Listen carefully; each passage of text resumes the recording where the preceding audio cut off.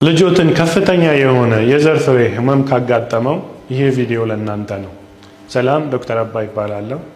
የህፃናት ቀዶ ህክምና ስፔሻሊስት ነኝ። ድንገተኛ የሆነ የዘር ፍሬ ህመም የዘር ፍሬ መጠምዘዝ ሊሆን ይችላል። ይህም ችግር የዘር ፍሬ ሲጠመዘዝ ወደ ዘር ፍሬው የሚደርስ የደም ፍሰት ይቆማል።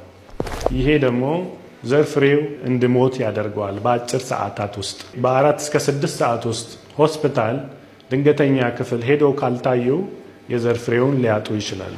ምልክቶቹም ድንገተኛ የሆነ የዘር ፍሬ ህመም፣ አንዳንድ ልጆች ላይ ደግሞ ከቆየባቸው የማስመለስ እና ወደ ሆድ ቁርጠትም አይነት ስሜት ሊሰጥ ይችላል። በብዛት የሚከሰትበት የዕድሜ ክልል ከ10 እስከ 15 ነው።